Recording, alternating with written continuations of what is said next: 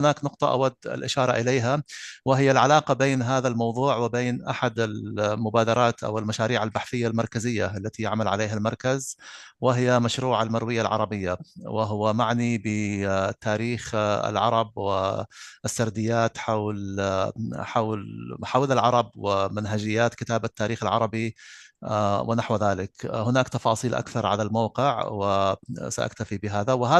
هذا الموضوع يرتبط ويتصل اتصال مباشر بهذا الأمر، اللي هي الروابط أو العلاقات الثقافية بين جزيرة العرب وبين أيضا شبه الجزيرة أو جزيرة الأندلس.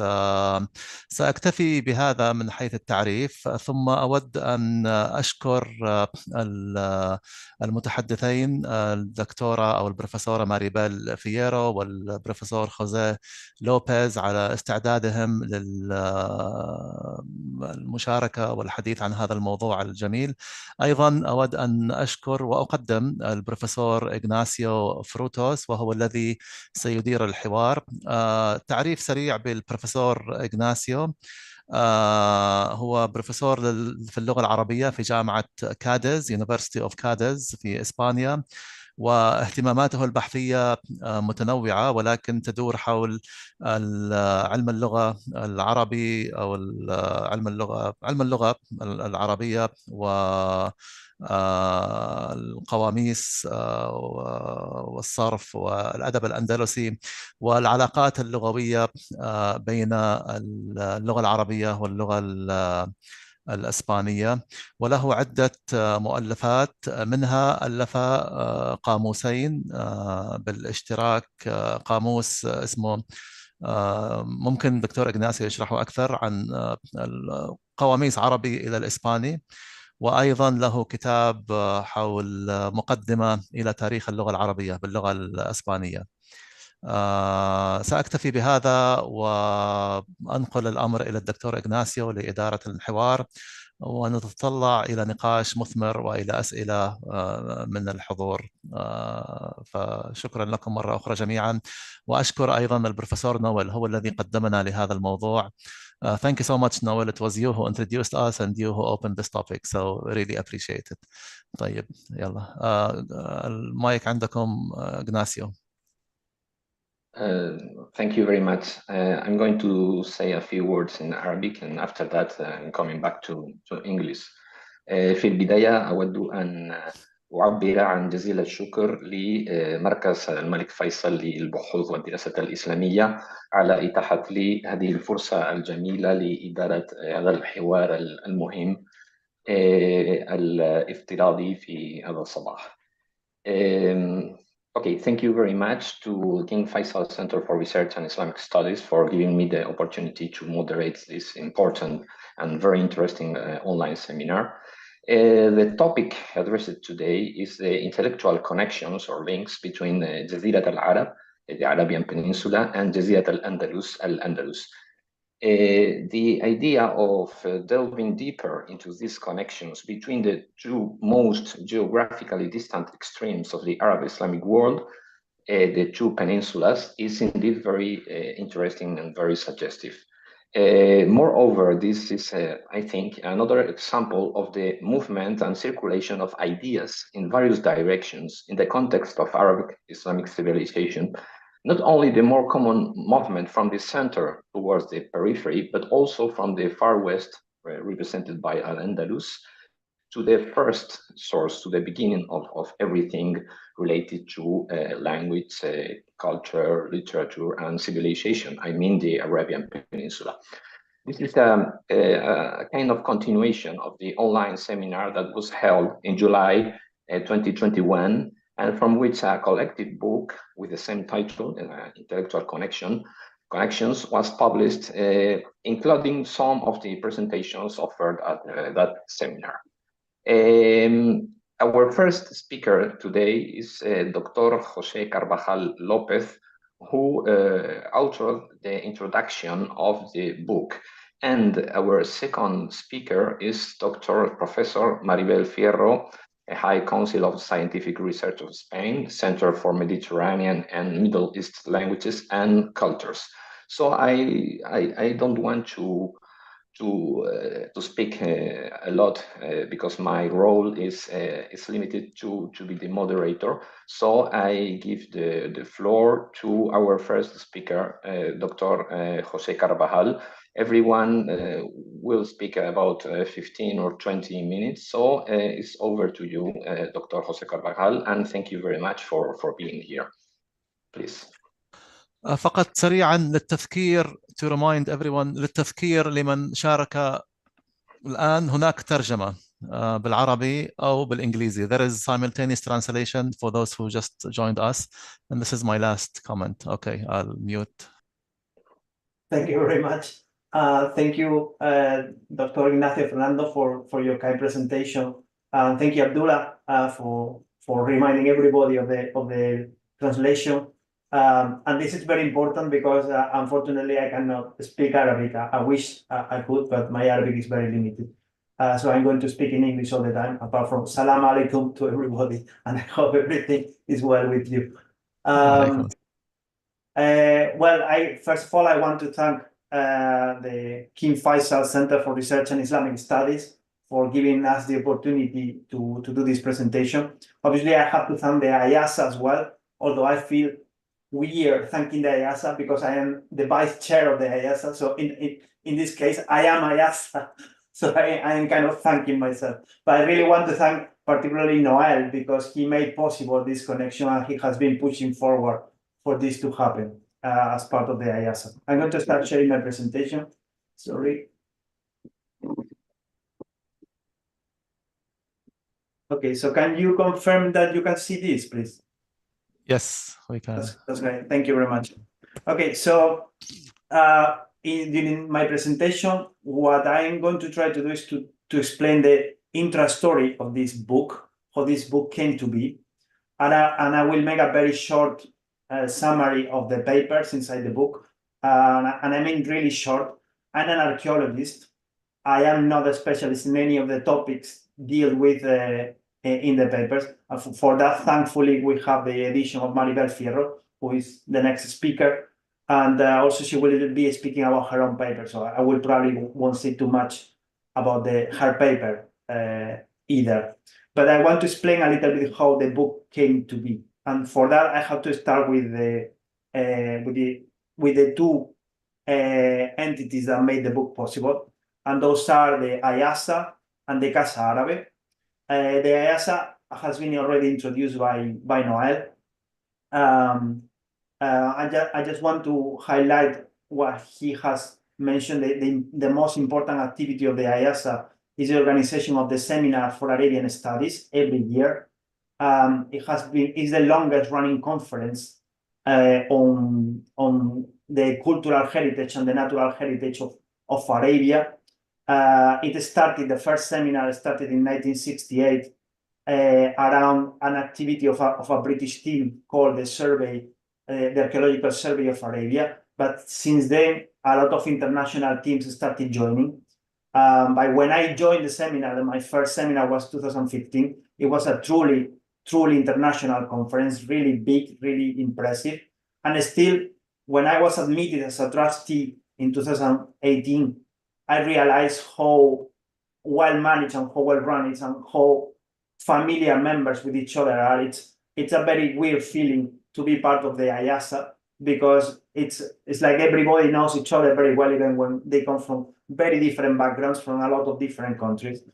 And I just want to say the IASA accepts members. So if you want to be a member of the IASA, please visit our website and join the IASA. We will be very happy to, and we are always looking for members from Arabic countries, and we will be very pleased to have an audience from Saudi Arabia and any country of the Arabian Peninsula. That's our main aim at the moment.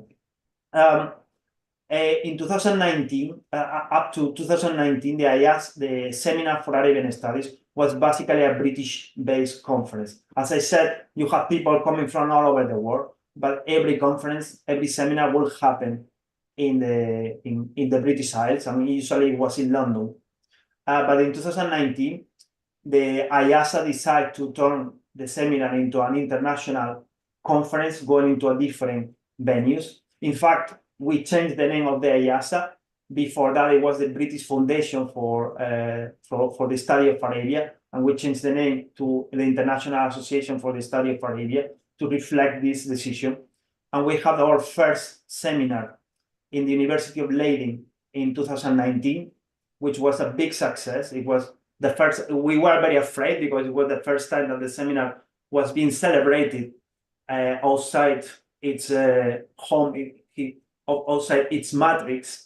But it was very successful. And then since then, we have had seminars in Cordoba, although the seminar in Cordoba was a bit weird. And then in Berlin this year, the seminar is in Paris. And we have planned for other seminars next year. After the seminar of 2019, the question emerged where the next seminar will be. And I was the only Spanish member of the trustees, and I suggested Cordoba.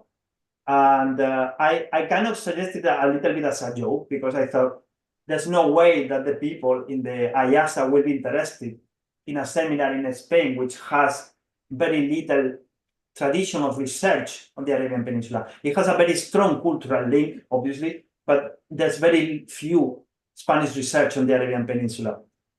And I was very surprised when everybody was enthusiastic with the idea, because they saw exactly that. They saw it will be a wonderful link to make that connection of, Spanish culture, Spanish Arabic heritage with the matrix, the origin of Arabian heritage, the cradle, as Ignacio was saying, of Arabian heritage, which is the Arabian Peninsula.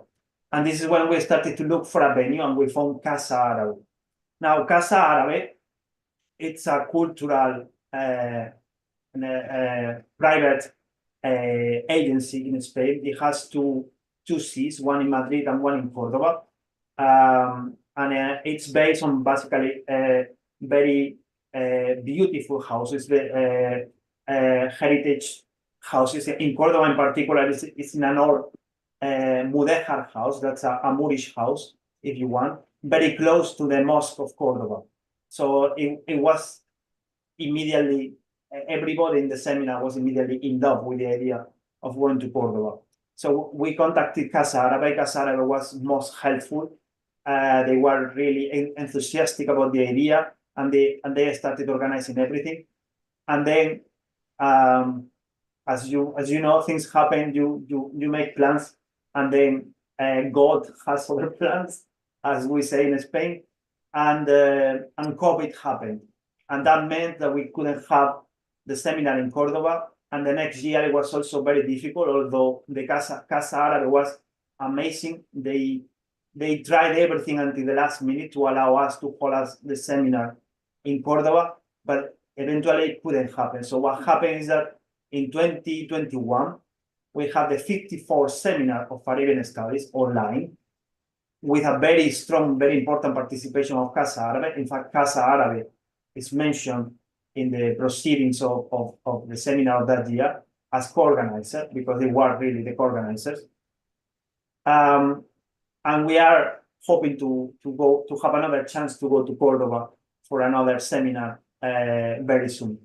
But not everything was lost, because as a result of that seminar, we were able to have two very interesting, two very particular sessions that probably wouldn't have happened if we have had the seminar in other exciting venues. I don't know, like in Germany or in France or in Italy. They are all very exciting venues, but they don't share that unique connection between Spain, or I should say the Iberian Peninsula, Spain, Portugal, and Arabia.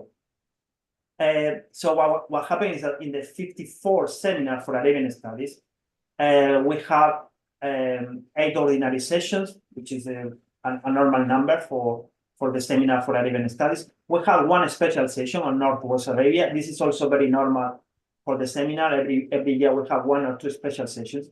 But what I am interested in presenting to you are the 2 special sessions that we have that highlighted that connection between Arabia and Iberia, or Arabia and al-Andalus. And we thought of these 2 sessions as 2 different sets of topics. One of them will be a comparison of the cultural environment, because even before Islam, there's a lot of similarities between Arabia and Iberia, in the sense that we are talking about big peninsulas that are intercontinental platforms and that have a big variety of environments within them. So that make a lot of connections interesting, a lot of parallels to think about interesting, even before Islam. But obviously also from the point of view of Islamic archaeology, of after Islam. So that will be more or less a session dedicated to archaeology, geography, environment, etc. And then we had the other session, which was the session that is the matter of this presentation today, which is the session about intellectual links. And everything that comes with it, language, law, theology, culture, etc. And that was clearly very interested in the Islamic connection, in how Islam developed in Arabia and how Islam developed in the Iberian Peninsula. We invited Professor Maribel Fierro because she's a reference internationally in the study of Islamic culture and Islamic history. She's one of the co-authors of the new Cambridge History of Islam. And she was also very enthusiastic. She was very happy to give us the keynote lecture, and this is another feature of the Seminar of Arabian Studies. Every year we have a keynote lecture from a very important researcher, and this year we wanted to have someone who was a specialist in the connection between Arabia and Al-Andalus. And Maribel Fierro came with a wonderful lecture, Medina and Al-Andalus and in the Maghreb. We'll talk about this later because this is precisely the topic of her lecture today. So before I continue, just to show you the curiosity in this slide is that, as I said to you, we had 2 years of seminar in Cordoba. 1 year was canceled because of the COVID, and you can see the dates for that first year, for 2020, here in the poster. This is the poster that we created to announce the seminar that was going to happen in 2020, that was canceled. And then the actual seminar, the one that happened, was 1 year later in 2021. And this is the official date of the seminar nowadays. But we have the historical document that we really wanted. We have really organized the seminar to happen in 2020. So, as I said, we had 2 special sessions, and of those 2 special sessions, both of them were very interesting. Both of them were, I would say, amazing. I really enjoyed them very much. I was present in both of them. I was moderator in both of them, and I really enjoyed every paper. I really enjoyed the debate. The first session, the session on archaeology and environment and geography, it didn't make up to publication. It was a very intense session with a lot of debate, with a lot of interesting exchanges and points of view, but we haven't been able to put together the papers yet. Hopefully, maybe one day. But we were very happy that we were able to put together the papers of the next session, the session on the intellectual connections between Jazirat al-Arab and Jazirat al-Andalus. And this was a wonderful session too. I mean, I think it was even better than the other one. And remember, I'm an archaeologist. So if I am saying that this session was better than the archaeology session, you can imagine how exciting it was. I will talk a little bit about some of the papers that were presented in the session, which are collected in this book. But just let me tell you first that you can see here in your screen, you can see the result. This is a book that is one of the supplements of the Seminar for Arabian Studies, of the proceedings of the Seminar for Arabian Studies. So every year, the Seminar for Arabian Studies issues a journal book called Proceedings of the Seminar for Arabian Studies, and it contains most of the papers that have been read in the seminar. Besides that, there is a monograph series called Proceedings for the Seminar, supplements of the proceedings for the seminar of the Seminar for Arabian Studies. And so this book, Intellectual Connections between Jazirat al-Arab and Jazirat al-Andalus, was published as one of those supplements. It has both the mark, the certificate Casa Árabe and the Ayasa. I will go into the book now, but I just want to tell you this book is freely available. You can access it by the internet. I'm providing a link here if the organization wants. I can also share the link later in the chat for everybody to have it. But it's also very easy to find. If you Google intellectual connections between Jazirat al-Arab and Jazirat al-Andalus, you will go straight to the book. So you can enjoy the book directly. And I think this is very important. We are very proud of this. The book is very accessible. It's published in English with a simple translation. We wanted to avoid problems with making complicated, with simple transliteration, sorry, not translation. We wanted to make it as accessible as possible for the wider public. So we avoided complicated transliteration system. And I think that's a very important thing to say. And just let me tell you a little bit about the contents of the book. The first chapter of the book is precisely by Maribel Fierro, and it's a chapter where she presents the written version of her keynote lecture in the Seminar for Arabian Studies, and also the lecture that she's going to deliver now. So you may get a taste of what is inside the book thanks to Maribel's talk now. The next chapter is by a young Spanish researcher, Abdelnour Padillo Saud, from the Escuela de Estudios Árabes, the School of Arabic Studies, that will be the translation. It's also part of the Higher Council for Scientific Research, but in a different city than the center where Maribel is based. And he presented a really interesting paper entitled "The Teachers of Al-Andalus, the Intellectual Contributions of the Arabian Peninsula to the Formation of Early Al-Andalus."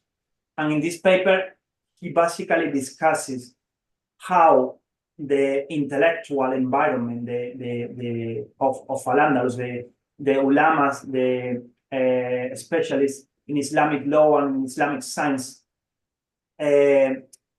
learners were educated, and he discusses where the people from the Iberian Peninsula was traveling to learn this system of Islamic sciences, and from which masters, from which doctors, from which scholars they were learning. And he finds a very interesting pattern in which there's a lot of people traveling to Cairo, Medina, Mecca, Cairo, Iraq, but the preferred destiny is Medina in general, and that is a consistent pattern until 852. The year 852. I'm using the common era here for easiness, and that is a very interesting date, because 852, the middle of the 9th century, it marks a political change in Al-Andalus. And the fact that you have this pattern of people learning up to that date implies that there's a direct connection between the way in which people was learning and the political organization in Al-Andalus. After 852, what happens is that Al-Andalus creates their own schools. And although there is a lot of traveling to the Arabian Peninsula, the pattern of traveling is more reduced. People are not traveling so much at that point. And this is probably because Al-Andalus has reached a level of education, of general education, that allows most scholars to be educated without traveling.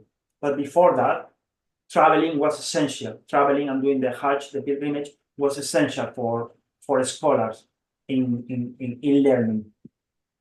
The next paper in the book is by a professor from the Abd al-Malik Assad University in Tétouan, in Morocco, Jafar Ben al-Hajj Sulami. And he discusses about the genealogy of tribes in Al-Andalus, of Arabian tribes in Al-Andalus. The chapter is entitled, as you can see, the genealogical heritage of Al-Andalus as a permanent cultural link with the Arabian Peninsula, the first period of the Umayyad age. And in this paper, also a very important paper, I have had people emailing me, telling me how good this paper is, and asking me for copies of the paper, and I have sent these people to the link in the book. This paper is very interesting because one subject I usually overlook, it's how influential the tribes from Arabia were in the formation, in the political and social formation of al-Andalus. And this paper discusses it at length. He discusses how the tribes, the real tribes, were influential, but also the fame, the idea of the tribes was influential in shaping al-Andalus, and how the Umayyads used that social influence of the tribes to enhance their own power. Another paper, and this is also one of my favorites. This is a paper by two researchers in Spain, Sara Solá Portillo from the University of Malaga, and Dana Sabem from the University of Castilla-La Mancha, who is, by the way, she's Jordanian, Jordanian born, but she's based in Spain. And these two researchers did a really interesting paper about the way in which medical translation or translations of medical manuscripts from Greek into Arabic and then from Arabic into Latin, how they were influential for the development of medicine and for the development of the science of medicine in Europe itself. And this is an amazing paper because it shows how the translations in Arabic were more than simple translations. They were not just taking words and emptying words from one language to the other, but the Arab scholars, when they were translating from the Greek, they were adding ideas and adding new things. And when these Arabic manuscripts were translated into Latin, they were also the Latin scholars, the people who were learning from those translations, were learning everything that the Arabic scholars have done. So this is a clear example of how Arabic science was incredibly important for the development of European science, how the knowledge and experience of Arabic scholars was transmitted. We usually call this translation, but it's more than translation. It's an articulation of new knowledge. It's an addition of knowledge to what the ancient Greeks had translated into a chain of knowledge that eventually ended up in modern science as we understand it. The next paper is a very curious paper. I remember when Maribel and I were accepting papers for the special session of the seminar, I had to confess I thought this paper wouldn't make it. I thought this paper will not fit the scope of the session. And Maribel said, no, I think this paper is going to be really good. And she was absolutely right. The paper was very interesting and very curious. This is a paper by a scholar in literary studies. And he's discussing a tale by an Argentinian author, Jorge Luis Borges. I don't know if you are familiar with Spanish literature. Jorge Luis Borges is one of the most important authors of Spanish language, and he has tales which have been classified from fantasy tales to sci-fi tales, and they are amazing. And he has a really beautiful tale about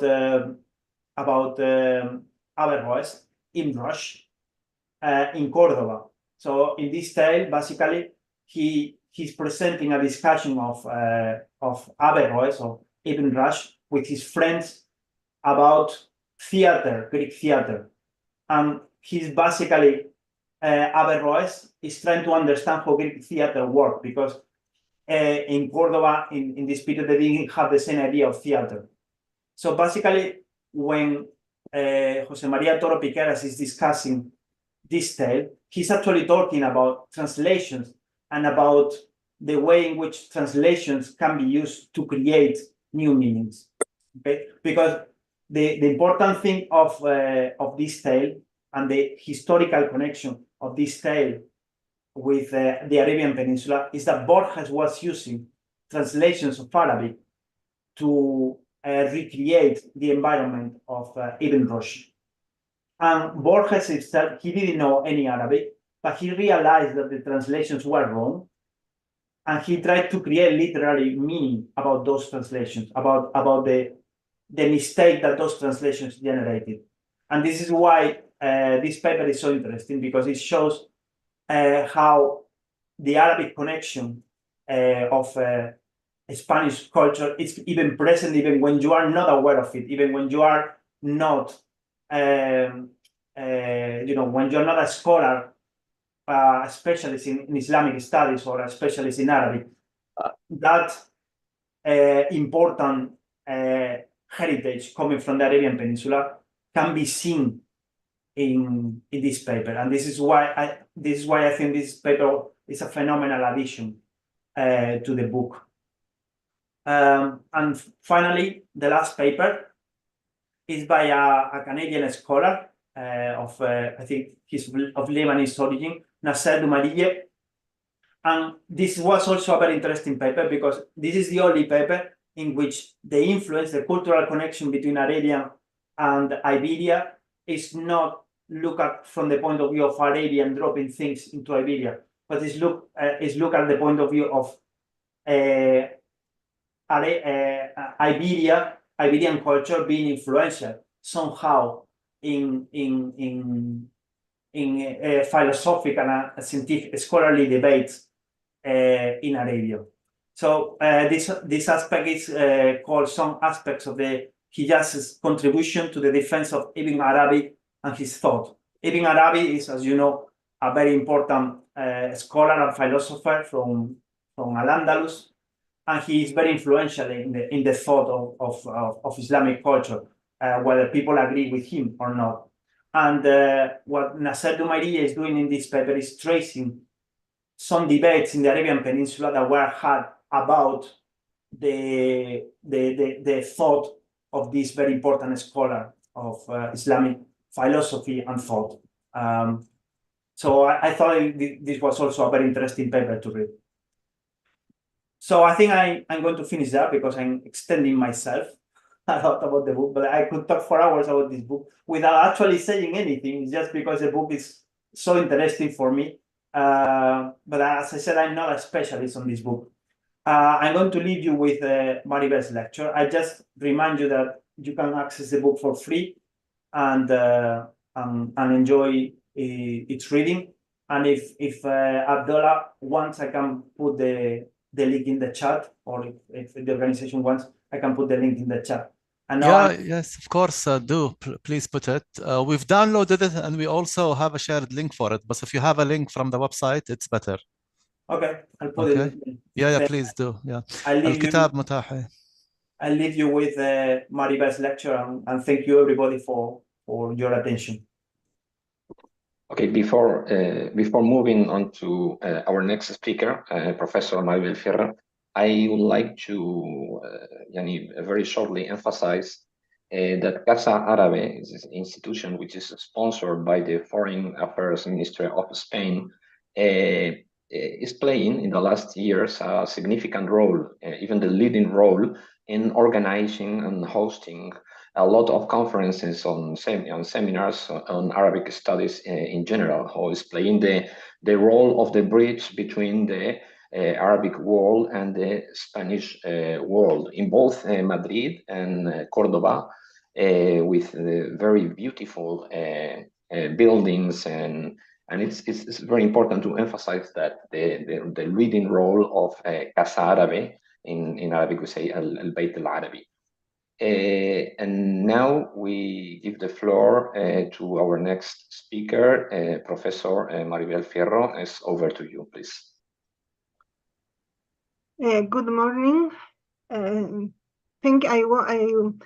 want to start thanking our hosts, the IASA and the King Faisal Center, for this opportunity to present this book that Jose and I edited some years ago. And also for the opportunity to present here my own research. In this case, I'm focusing on the influence of the Hijaz in the Iberian Peninsula, but I just want to mention that presently I am co-directing a project in Spain financed by the Spanish Ministry of Education, in which we are looking to the other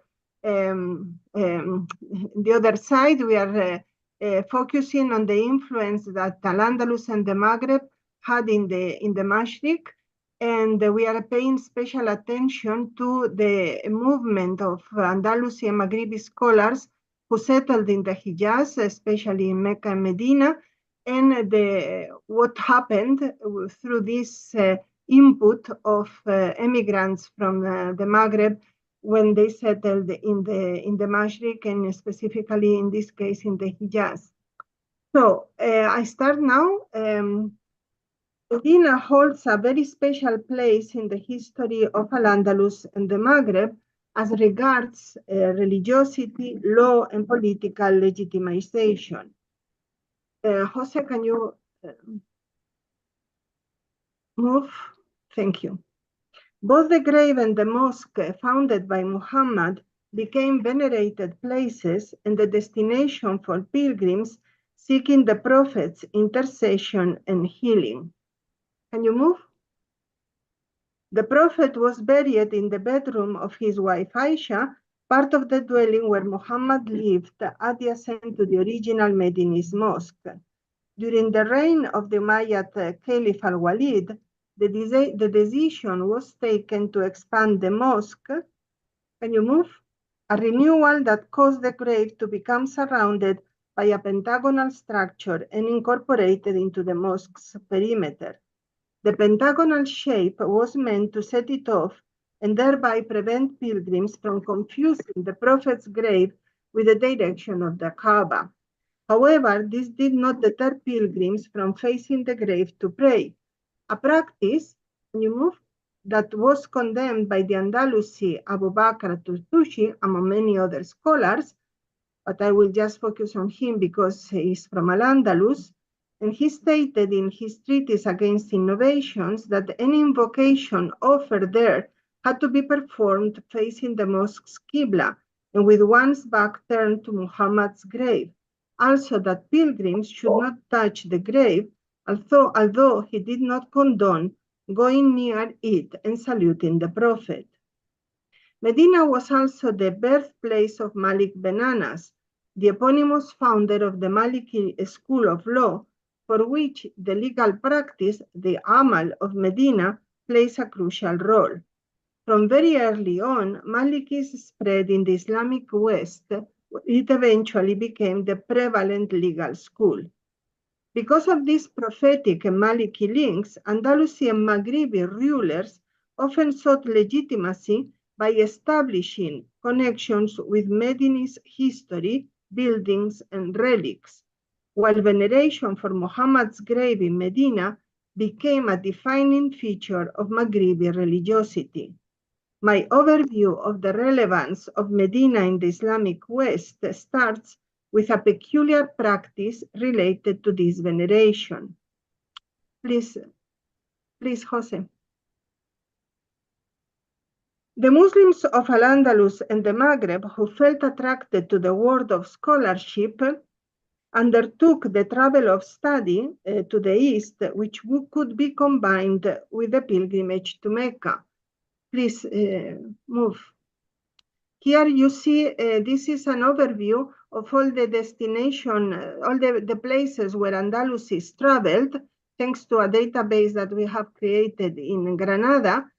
And there you can see this is through the 8 centuries of Andalusi history, and you can see how prominent travels to the Arabia Peninsula are, with changes across time, and that can also be, this is something that can be found in the database, the changes that took place over time. So in general, those who traveled to the east and performed the pilgrimage to Mecca included the visitation of Medina. I will just give two examples of how strong the desire to visit Medina was for the Andalusis and the Maghribis. Jose? The Marinid Chancellor al-Wadiashi, who left the Maghreb and settled in Jerusalem, mentioned the performance of both the pilgrimage to Mecca and the Ziyara to Medina as his reason for leaving the Maghreb. Before him, Abdurrahman bin Musa al-Muradi, a merchant from Granada, performed the pilgrimage to Mecca, but was unable to visit the grave of the Prophet. His regret was so great that he eventually undertook a second pilgrimage so that he could visit Medina. Jose? This devotion includes a feature that is exclusive to the Islamic West. Those who could not travel sent letters with pilgrims to be read at Muhammad's graveside, praising him and seeking his intercession. This practice is documented from the beginning of the 12th century, and we know all this thanks to a wonderful dissertation by Hassan Laheb that you see the reference on the screen, and that to my knowledge has not yet been published in a book, but is available online, and it's a really wonderful study. Jose? The Andalusi man of letters Ben Abil Khisal wrote one of the earliest preserved texts on behalf of the paralyzed Abd al-Haq as-Sayrafi. And on the screen, you can see the translation of part of it. It includes, of course, poetry that was made by Laheb.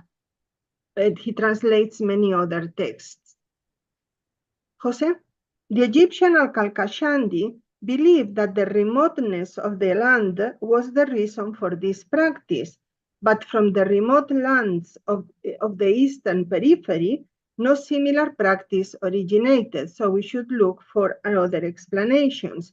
And Laheb lists a number of such possible explanations. Now, in my view, the practice can be linked to specific historical developments. Jose? The letters started to be written in the early 12th century at the time of the Berber empires. First, that of the Almoravids, Sanhaja camel drivers from the Sahara, and then that of the Almohads, Masmuda mountaineers from the High Atlas. These were scarcely Arabized and Islamized peoples, led by charismatic figures and living in territories where holy men and their sanctuaries, normally formed around the graves of such saintly figures, played crucial roles in the lives of individuals and communities. Both the Almoravids and the Almohads incorporated al-Andalus into their empires. The men of letters and scholars of al-Andalus, a highly urbanized region characterized by strong networks of ulama, whose raison d'etre was the promotion and defense of normative Islam, had to confront the unique religiosity of these new rulers. The first letters directed to the Prophet were written by such urban Andalusi scholars striving to uphold the primacy of the figure of Muhammad. Jose? Through the letters, the Prophet's holy grave was acknowledged and venerated and thus universalized, while at the same time the Prophet's figure became localized and could counteract the attraction of the local holy men. Muhammad's grave in Medina and the veneration for the Arab prophet thus became powerful rivals to the local saints' graves, and that especially of the Almohad Mahdi. Jose? The Almohad movement had started with a messianic figure, the Mahdi ben Tumart, and his grave in Timmal, which has been destroyed sadly by the earthquake in Morocco last year, or this year, no, last year. The grave of Ben Tumart in Timmal became a place for visitation and pilgrimage. Jose? The letters opened the possibility of a mental ziyara to the Prophet's grave, a trend that culminated with a devotional book, one of the bestsellers produced in the Maghreb that became popular all over the Islamic world, which is the Dalail al-Khairat by a Maghribi Sufi al-Jazuli. The book is a compilation of litanies and blessings for the Prophet, believed to convey protection and healing to whomever recites them. Jose? The book includes a description of the Prophet's grave, and some of the manuscripts include a schematic drawing of the tombs of the Prophet and the first two caliphs. This drawing projected the reader to the grave of Muhammad as a virtual substitute for physical visitation. Jose? This has been studied by Hiba Abid in a number of articles that she has published, and I'm following her here. Her studies are really wonderful. Another illustration in some manuscripts depicts the pulpit of the Prophet and his prayer niche in the Mosque of Medina. The Dalail al-Khairat, Jose, enjoyed great popularity all over the Islamic world, but while in the Eastern manuscripts a global view of the Medinan sanctuary in its entirety is included, as well as the image of the sanctuary in Mecca, in the Maghribi versions the focus is especially on the tombs. Thus, an intimate relationship between the reader and the body of the Prophet is established, one closer than that experienced by the actual pilgrims in Medina, who would not have had access to the graves, Jose, as they are protected by metal railings and a stone wall. Jose? Now I'm moving to an episode that I think is an invention, but that can be found in different texts, and that conveys very clearly the importance that the grave of the Prophet in Medina have for the Andalusis, and how they try to use it in a specific way at a time that was very hard for them, when they were losing al-Andalus to the Christians. The protection that I have mentioned of the grave, the Prophet's grave in Medina, was meant to control the believers' excesses in their veneration, but also to guard against possible attacks on the graves. Jose? The Fatimid Imam caliphs, in fact, were known for their desire to appropriate the relics of their ancestors, aiming at establishing their credentials as the rightful heirs to the Prophet, and two of them are said to have attempted to steal the Prophet's remains from Medina, studied among others by Paul Walker. Jose? One of these attempts took place in the 12th century, as Fatimid power waned, but also as powers of intercession were increasingly attributed to the Prophet Muhammad, and the visitation of graves became increasingly popular. The Fatimids were not alone in their attempts.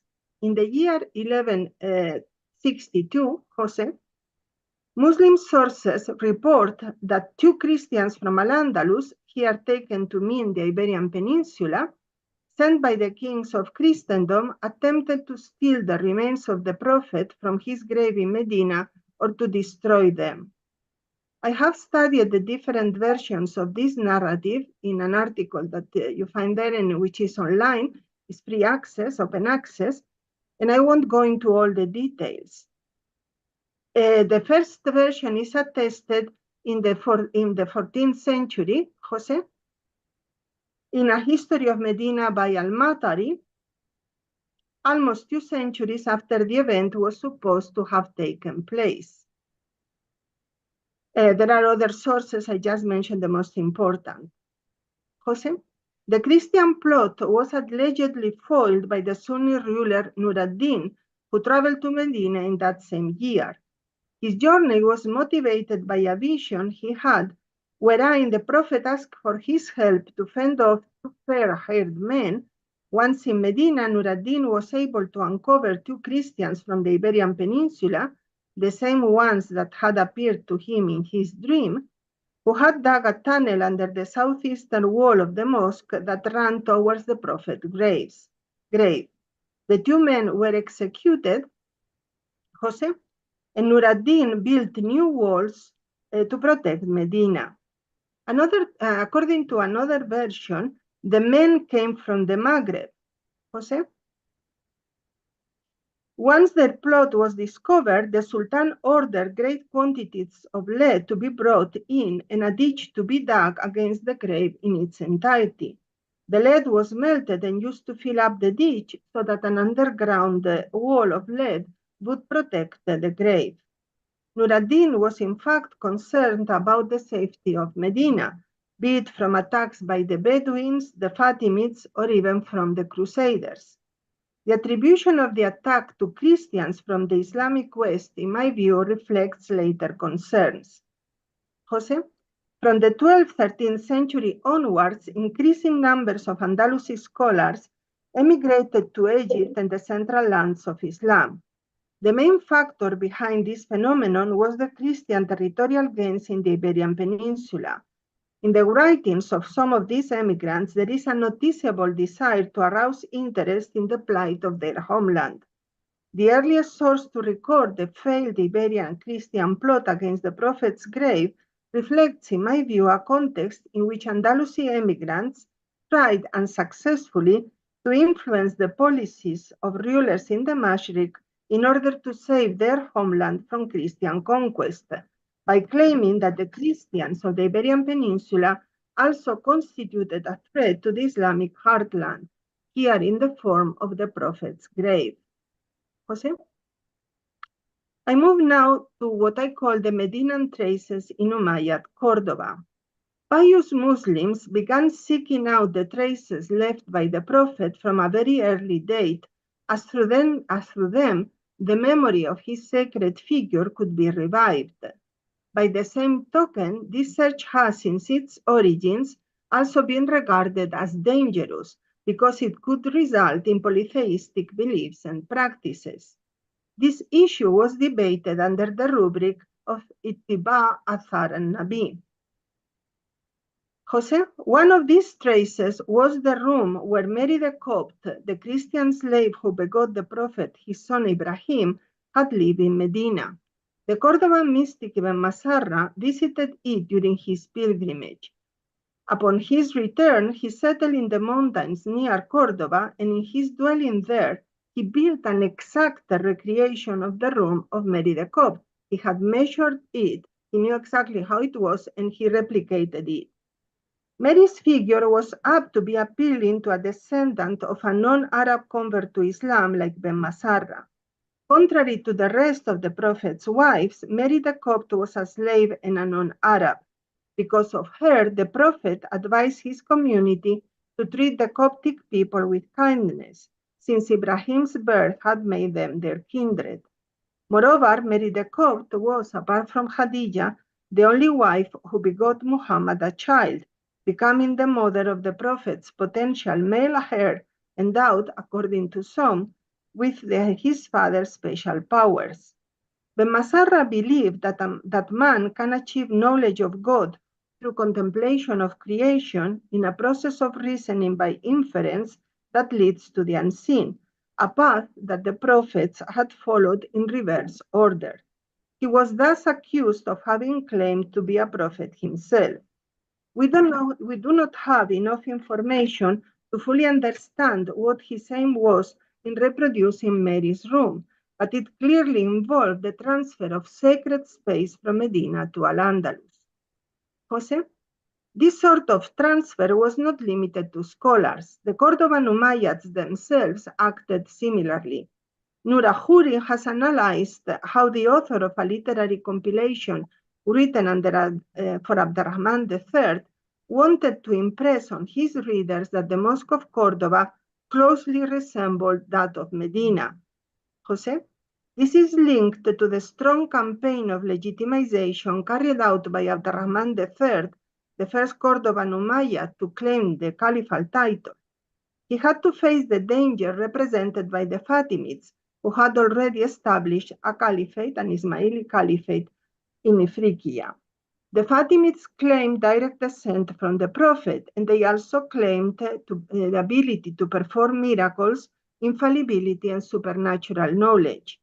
The Umayyads, the Cordovan Umayyads, could not but react to the strong claims to religious and political authority made by the Fatimids, whose missionaries entered the Iberian Peninsula on several occasions.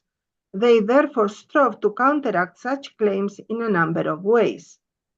And one of those was to suggest that Medina had been relocated to Cordoba.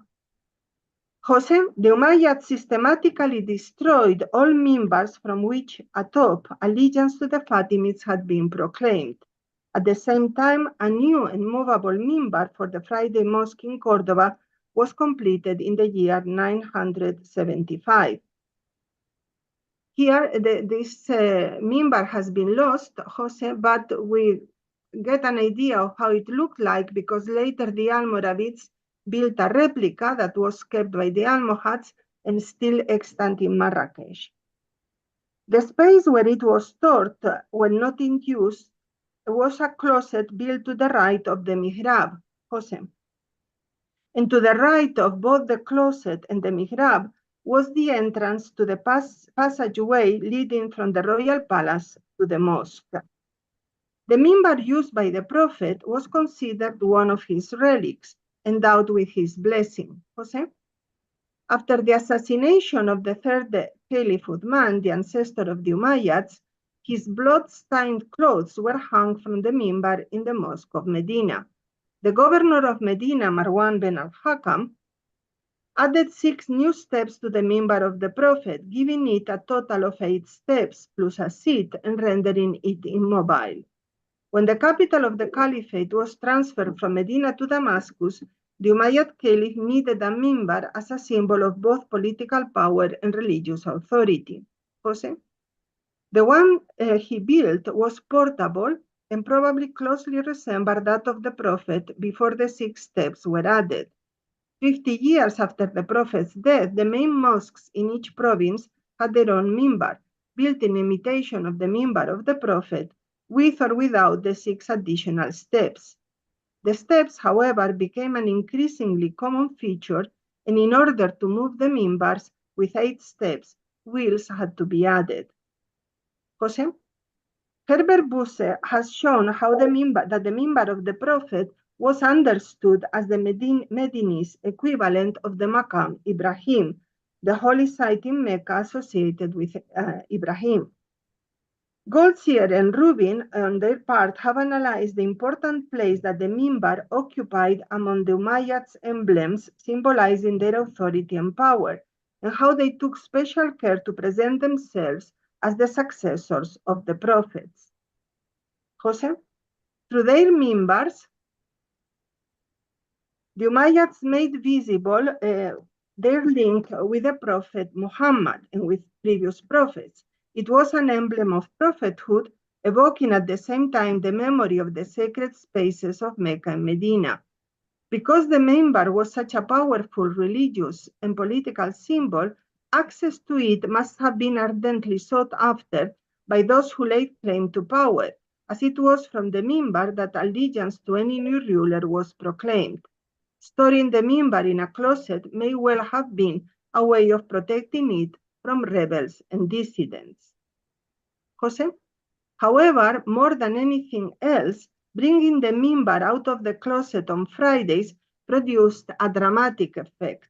It amounted to announcing the presence of the Prophet in the most solemn of Muslim rituals, the Friday prayer.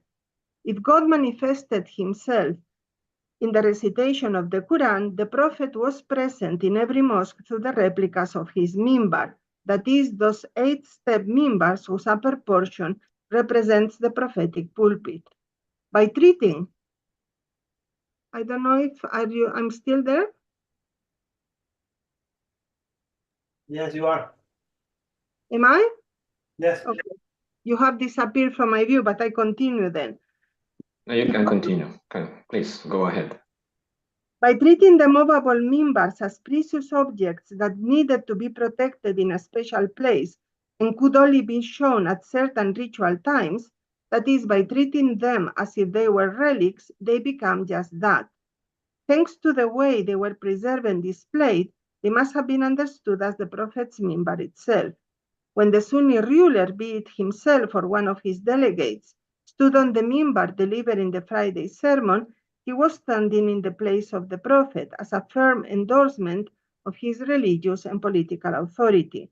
When the minbar appeared near the mihrab on Fridays, the presence of both the Cordoban Umayyad Caliph and the Prophet became patent among the believers, especially taking into account that both the Caliph and the minbar entered the mosque through doors situated, both of them, to the right of the mihrab.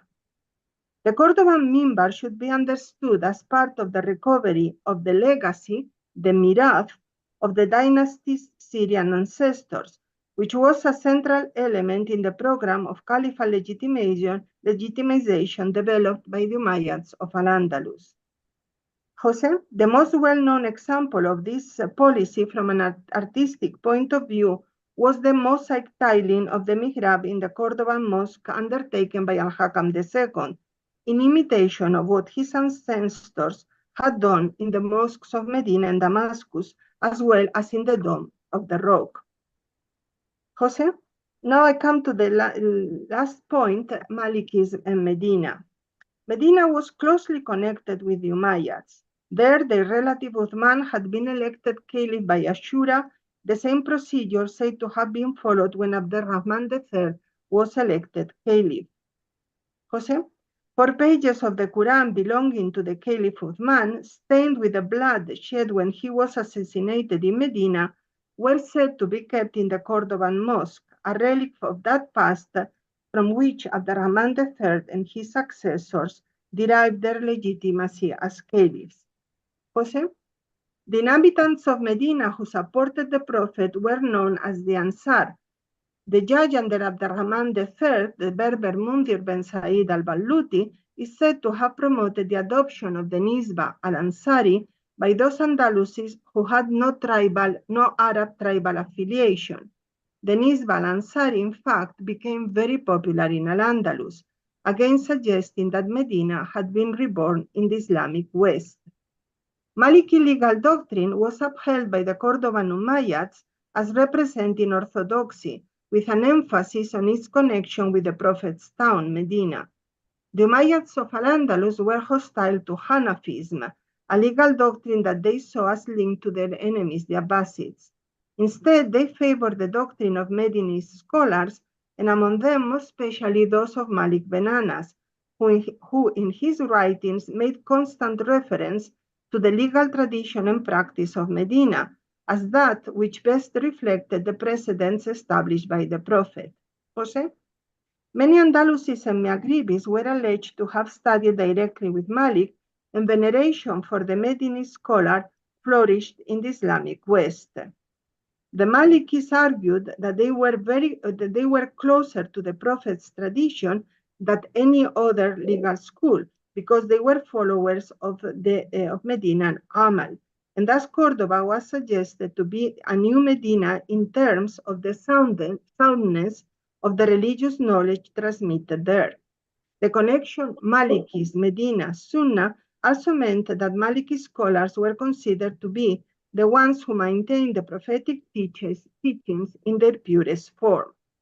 Jose, this idea was powerfully conveyed in a vision in which Sahnun, the Qayrawani jurist whose work Al-Mudawwana is one of the foundational texts of the Maliki legal school, was at work exhuming the Prophet while others were busy shoveling dirt onto his grave. The man who had the vision later recounted it to Sahnun, adding the interpretation: they were burying the Sunnah of the Messenger of God, and you were keeping it alive. Jose, now to conclude.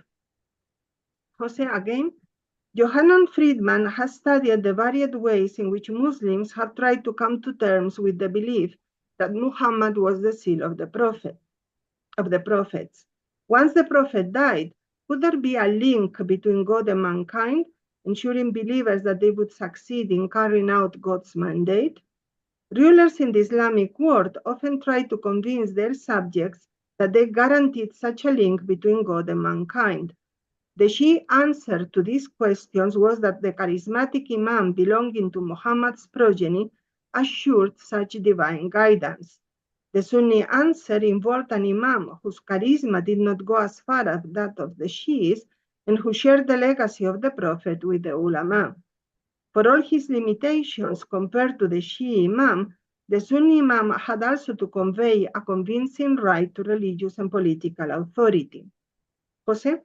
The Cordoban Umayyad caliphs claimed that they were heirs to the Prophet's legacy as religious and political guides of the Muslim community. And one of the ways they did this was by presenting their capital, Cordoba, as a new Medina, through similarities between the Cordoban mosque and that of Medina, through the new mimbar that evoked that of the Prophet, and through the pages of the Uthmanic Codex that had been stained with the blood of their forefather when he was killed in Medina. Moreover, the suggestion was made that Andalusis were the new Ansar. By proclaiming Jose Malikis to be the official legal doctrine of the dynasty, and given that Malikis was connected with the town where Muhammad had acted as both a prophet and a statesman, they reinforced the idea that Medina had been relocated to Cordoba. Given that the Umayyads were the legitimate inheritors of the messenger of God, it was as if the Prophet himself ruled over al-Andalus. In this way, the Umayyad Sunni Caliph could well compete with his Fatimid counterpart. Thank you. Thank you very much, Professor Maribel Fierro, for this enlightening and very well documented presentation. And now we have some time for questions, comments, and remarks. Dr. Abdullah, how much time do we have? I mean, 20 minutes. How much time do you have, Maribel and Jose? 20 minutes is good? 15, 20 minutes? That's good for me. Huh? That is good for me. Okay. Yeah, so until Okay, like, so, yeah. So if Until half anyone, past the hour. Yeah. So if you have questions and comments or remarks, please, this is the time. Yeah, I don't have, and Anyone? just quickly, I don't have any questions, but maybe later on and over email, the database you mentioned, and then maybe some of the sources. And if we can get the presentation, there are so many references we'd like to really follow up on. Like, for example, Lakheb's book about Dear Prophet. I think it's a fascinating one. If it's not published, maybe we can find it online or something. But other than that, yeah, I'll leave it to the people, to the audience. اللي عنده سؤال يتفضل. And sorry,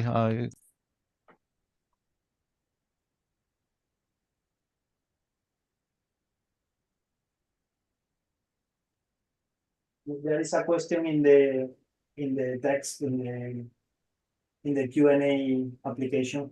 You know,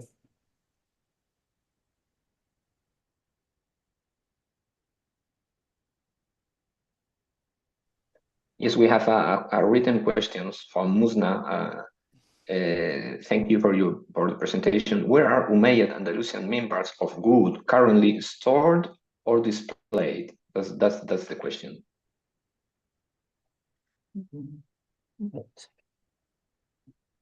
okay. Can you give an answer, Maribel, Dr. Maribel, for example?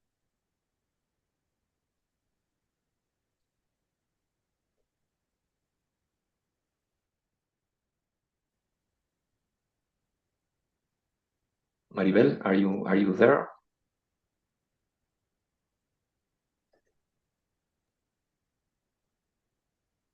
I cannot see her.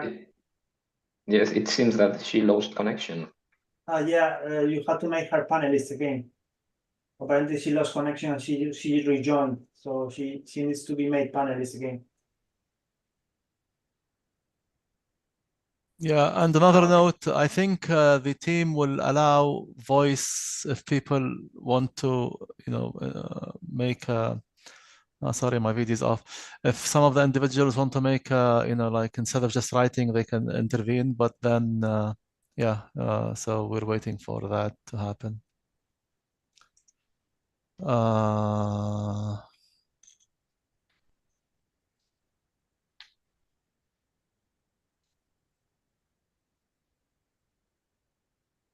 So we wait Maribel coming back to us, I think, or what do we do? Someone is raising their hand. Doctor, yeah, if it's not showing, but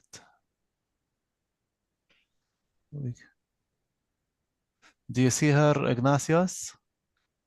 No, I don't see any Yeah. hand. It's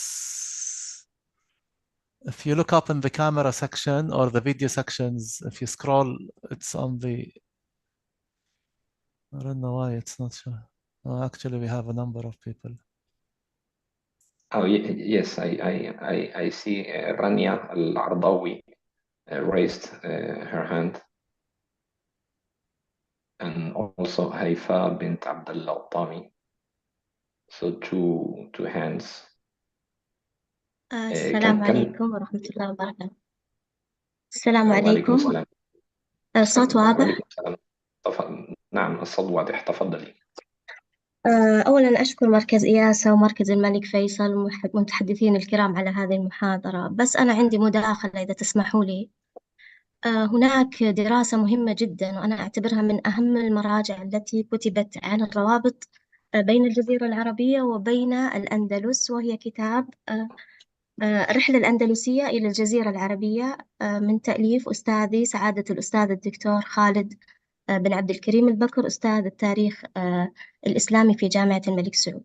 هذه الدراسة هي دراسة شاملة للعلاقة بين الأندلس وبين الجزيرة العربية من القرن الثاني الهجري وحتى القرن السادس الهجري. هي دراسة شملت كل الجوانب، تكلمت عن الدوافع الرحلة الأندلسية، الدافع العلمي، الدافع اجتماعي، ثقافي، اقتصادي، كل الدوافع. أيضا تكلمت عن دور الأندلسيين في الجزيرة العربية، مشاهداتهم، أعمالهم، وتأثير هؤلاء الأندلسيين في الجزيرة العربية. أعتقد أن هذه الدراسة يعني أتمنى أن المتحدثين يطلعون عليها، وهي موجودة PDF يعني إذا حبيتوا. أيضا أنا كان لي دراسة عفوا، معادلة. في أي سنة نشرت هذه الدراسة التي أشرت إليها؟ في عام 1423 هجرية، وهو الكتاب موجود يعني PDF دكتور. شكرا. عفوا. في كتاب لي أنا وإن كان بشكل أقل، اللي هو كتاب الوفادة المشرقية على الأندلس. هو تكلم عن كل الوافدين الذين ذهبوا من المشرق إلى الأندلس، ومن ضمنهم الوافدين من الجزيرة العربية. فأنا لم أسلط الضوء بشكل كبير على الجزيرة العربية، لكن أنا تطرقت أيضا إلى الأثر الحجازي أو أهل المدينة في الأندلس. منها أن كان هناك علماء مدنيين استقروا في الأندلس، هناك جواري أو مغنيات مدنيات استقروا أيضا في الأندلس. فهذه أيضا دراسة عن الروابط الفكرية في بين المدينة وبين الأندلس. نقطة أخيرة وهي أن أيضا من التأثيرات الحجازية ومن تأثيرات أهل المدينة على الأندلس هي تأسيس دولة بني الأحمر. يعني مؤسس دولة بني الأحمر في غرناطة استند على أنه حفيد الصحابي سعد بن عبادة الأنصاري رضي الله عنه. وشكرا مرة أخرى على هذه المحاضرة. شكرا على هذه I think I can المعلومات answer now. الطيبة. I think I can answer. Oh, sorry, I'm back. مرحبا بك. Welcome to you again. So can I answer بالنسبة to the لي can I answer to the بالنسبة question to the two? Sorry. Yes, but wait a little bit only. أشكر هذه المعلومات القيمة التي إن دلت على شيء إنما تدل على أن هناك أحيانا نواجه مشكلة، وهي أن ما يكتب وينشر في البلدان العربية وباللغة العربية لا يقرأ أو لا يأخذه بعين الاعتبار الباحثون الغربيون بصفة عامة، والعكس صحيح. أحيانا نجد شيئا من التجاهل بين ما يعني ينشر ويكتب ويبحث فيه في البلدان العربية وباللغة العربية أساسا، وبين ما يكتب باللغة الغربية. ولكن هذه الندوات هي السلام فرصة عليكم. سانحة للتلاقي وما إلى ذلك. أسعد الله مساء. عفوا. We can ask Dr. Maribel Fierro to answer the question. So please, it's over to you, Maribel. Thank you so much. I will answer in English. Regarding the first question, of course, al-Andalus ended in 1492. So what we know is that in the Cordoban mosque, the Umayyad period, the mimbar was kept in a closet. And this was not only specific to al-Andalus, this was a practice that is found also in other mosques in the Maghreb. And as I mentioned, there were different explanations for this. And in the case of the Cordoba Mosque, what I'm saying is that the fact of keeping it close near the door from which the caliph entered from his palace, I think it was what was meant was a dramatic effect. The moment the mimbar appeared, the caliph also appeared, and it was a way of connecting the Umayyad caliph with the Prophet Muhammad.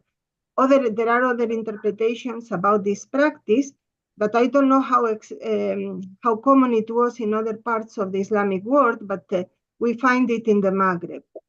So regarding the other 3 points made in the second intervention, I mentioned the project that I'm co-directing about the impact of the Maghreb in the Mashriq. And I think the works that she has mentioned are more related to this second aspect. And of course, there is a huge bibliography in Arabic about this emigration and this settlement of Andalusian Maghrebi scholars in Cairo, in Damascus, in the Hijaz, and we are very well aware of these works that we have been buying and that we have in our libraries. But I'm not focusing on this aspect. In my lecture, I focus on something different about how Medina was reimagined in Al-Andalus and the Maghreb. Regarding the delegations or travels of Mashriqi scholars to Al-Andalus and the Maghreb, usually, especially Al-Andalus is very much connected with a very developed culture and intellectual context and activities. But we have to make it very clear that very few Mashriqis travel to the Maghreb and to Al-Andalus.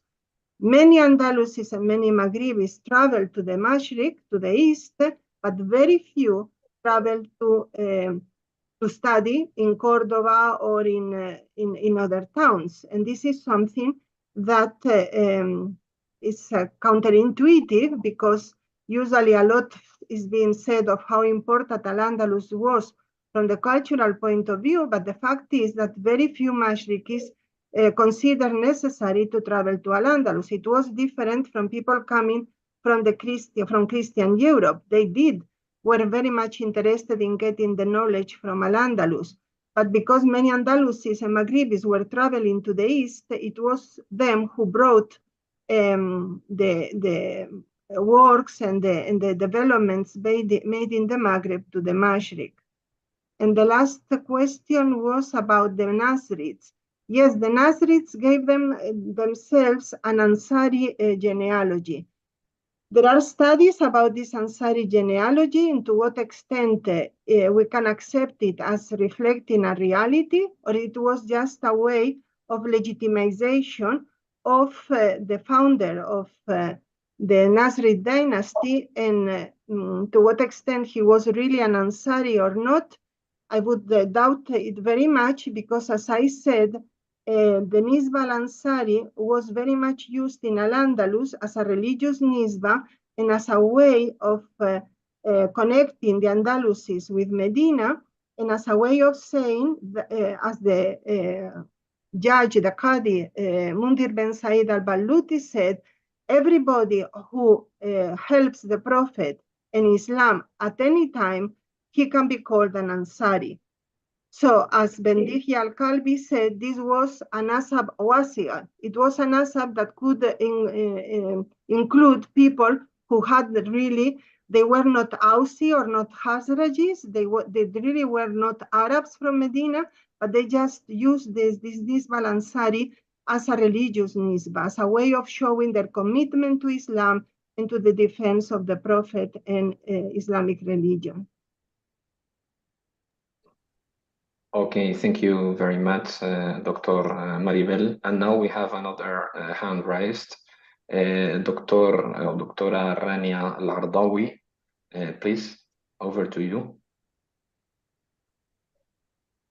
Okay. Assalamu alaikum wa rahmatullahi wa barakatuh.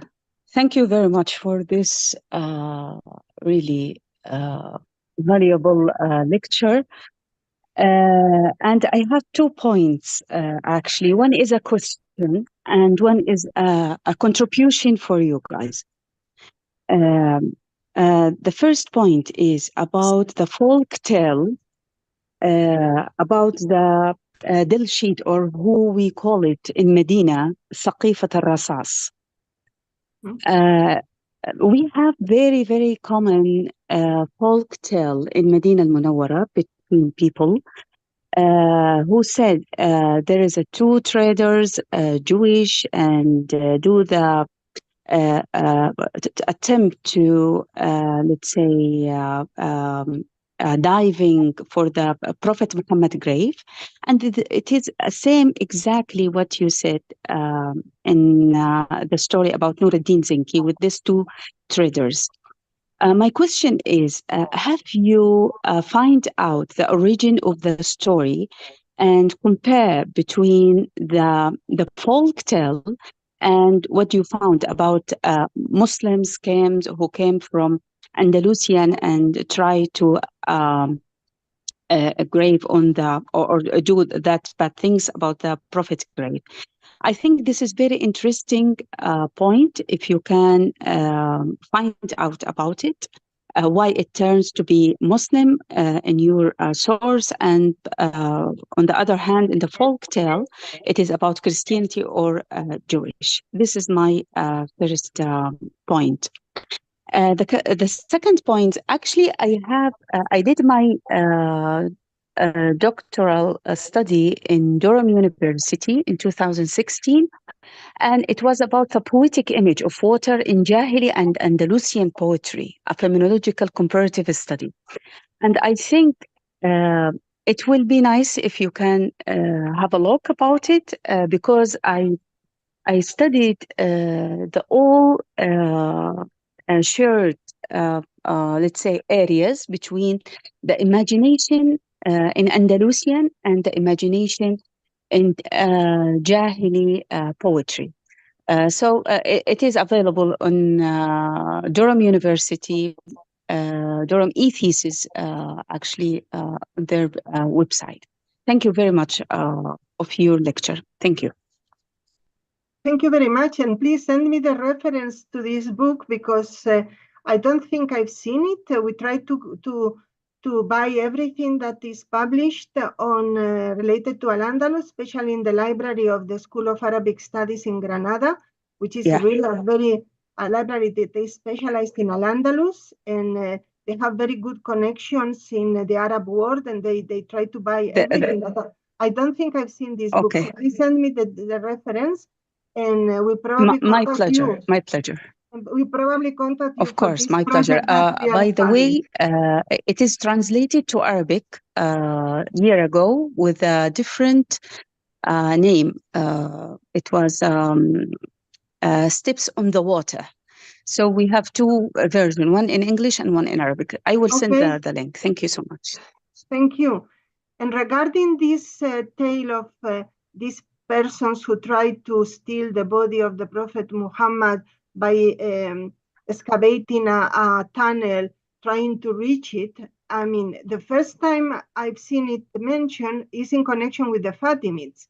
When the Fatimids, these 2 caliphs, tried to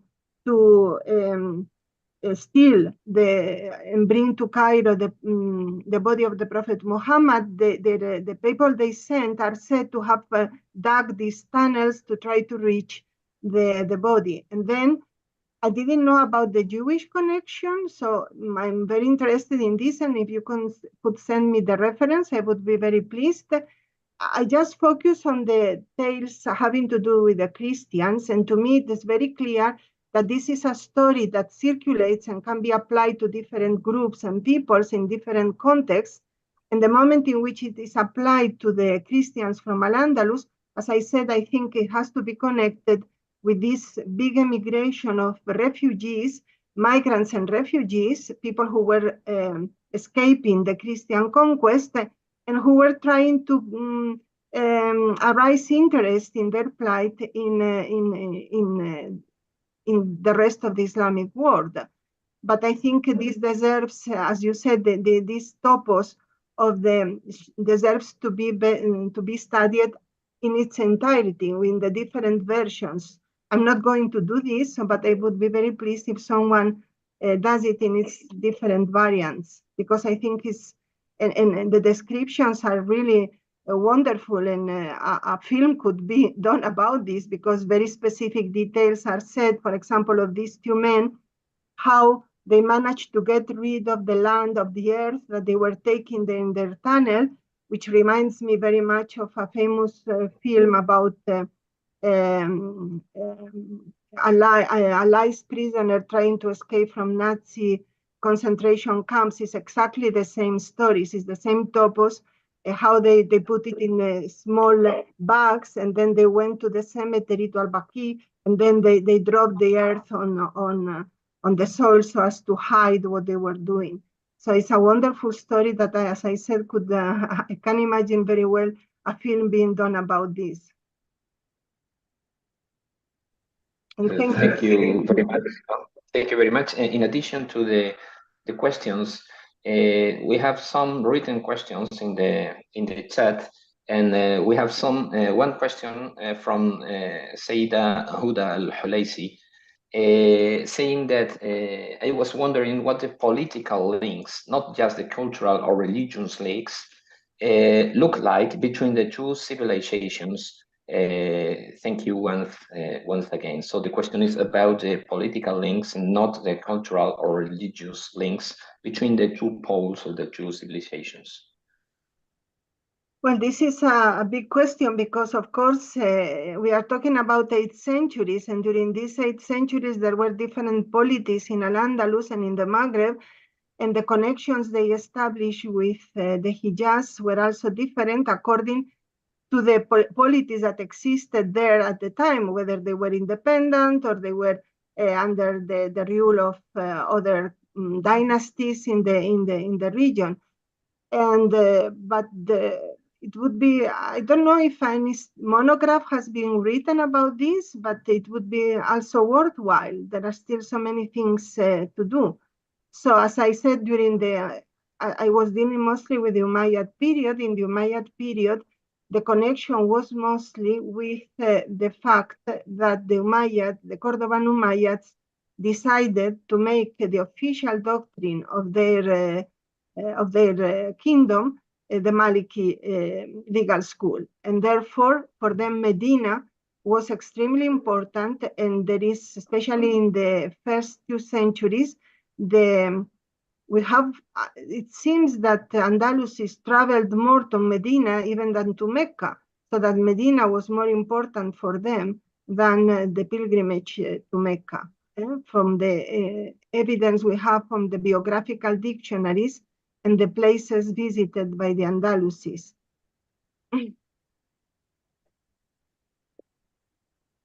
Okay, thank you very much, Dr. Abdullah. Should we read the other questions written in the chat, or?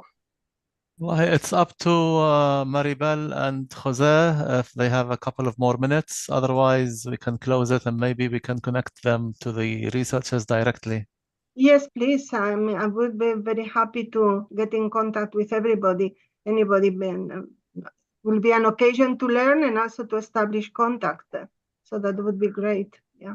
Okay, we have a question by Dr. Abdullah Al-Abbasi, who wanted to talk about the tales. So the floor is over to you, Dr. السلام عليكم ورحمة الله وبركاته. بس باختصار دكتور عبد الله علشان نخلص خلاص. أشكركم مركز الملك فيصل، وأشكر المحاضرين. أتحدث إليكم من جوار خطوات عن قبر الحبيب صلى الله عليه وسلم.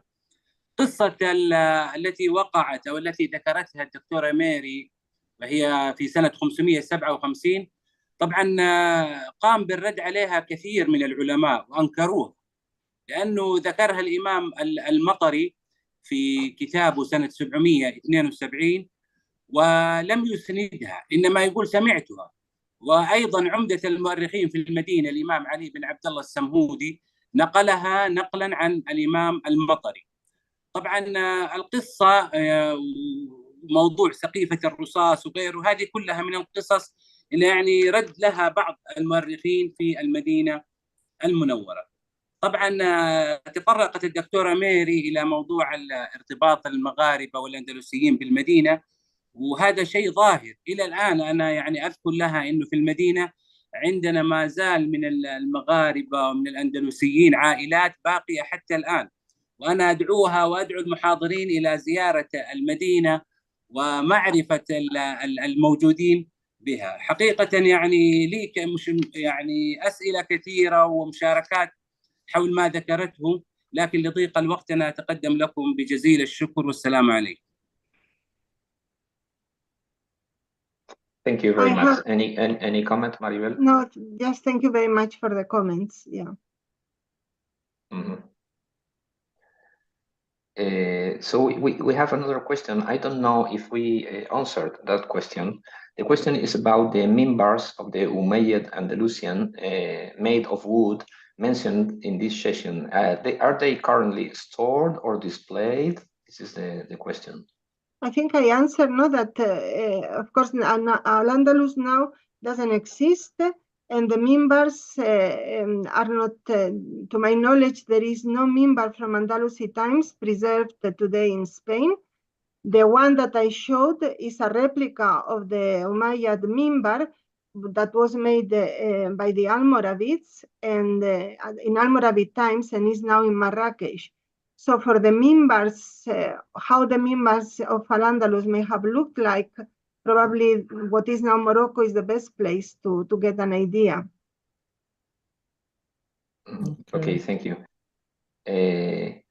We have some other contributions written in the chat box, for example, from Zahir, from Othman, regarding the attempt to steal the Prophet's body. We have some scholars, as Dr. Muhammad al-Khatrawi, who confirmed or to said that this is a false story. But I prefer to stop here, if you don't mind, of course, to stop here this this seminar, and I finally say I give a very big thank to the organizers, to Dr. Abdullah and to the King Faisal Center.